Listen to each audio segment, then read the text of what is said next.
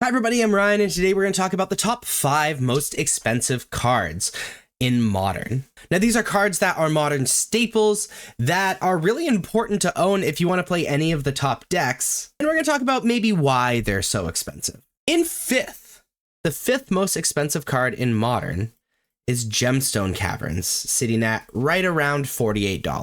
Now, Gemstone Caverns has hung out around this price for a pretty long time, and the biggest reason is it's often played as a one-of. People like playing it in other formats, so the demand is pretty high, and it was only printed just a few times in the Time Spiral sets and in the Lord of the Rings sets. It's mostly used in the Ruby Storm and Eldrazi ramp decks, and it being a legendary land that if it's in your opening hand and you're not playing first, you may begin the game with Gemstone Caverns and play with a luck counter on it. If you do, remove a card from your hand from the game.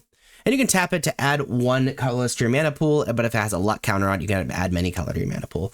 This does not count as your land drop. It's just so powerful, dude. The 4th most expensive card in Modern is Force of Negation. So this card was only printed in the Masters and Horizon sets, and especially since Modern is extremely focused on combo at the moment, it's essential in these blue decks like Esper Murktide and Dimir Murktide in Modern, Dimir Reanimator in Legacy, Dimir Lurrus in Vintage, the Aragorn deck in Dual Commander. It's a 3-mana instant that if it's not your turn, you may exile a blue card from your hand rather than pay the spell's mana cost, and then counter target non-creature spell. If the spell is countered this way, exile it instead of putting it into its owner's graveyard. Force of Negation is sitting right around $53. The 3rd most expensive card in Modern is Mox Amber, which is a 0-cost legendary artifact. Tap it to add 1 mana of any color among legendary creatures and planeswalkers you control. Mox Amber is around $56 at the moment, and it was a mythic in a recent set. Again, only printed once.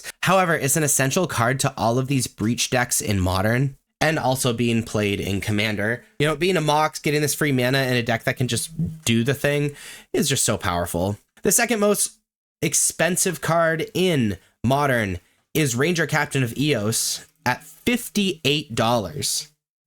This card that's been printed twice in Modern Horizons 1 and 2. It's a 3-mana 3/3 human soldier. When Ranger Captain of Eos enters the battlefield, you may search your library for a creature card with converted mana cost of 1 or less. Reveal it, put it into your hand, then shuffle your library. Then you can sacrifice Ranger Captain of Eos to have your opponents can't cast non-creature spells this turn. This is mostly being played in the energy decks in Modern. They can search out their aggressive 1-drops. While this being on the battlefield, it being a 3/3 for 3 is already very powerful, and it being on the battlefield means your opponents cannot combo. And if you're worried about a sorcery speed spell the turn maybe before you're about to win, you can just sack it on your opponent's upkeep. You know, these combo decks not being able to combo the turn when this is on the battlefield at all, it's like a must answer for those decks, just makes it really powerful alongside all of that as well. And then the most expensive card in Modern, to nobody's surprise, is Mox Opal, sitting right around $160 a piece. Now, Mox Opal has been printed in some Modern Master sets and originally printed in Scars of Mirrodin. It's a 0-cost legendary artifact with Metalcraft.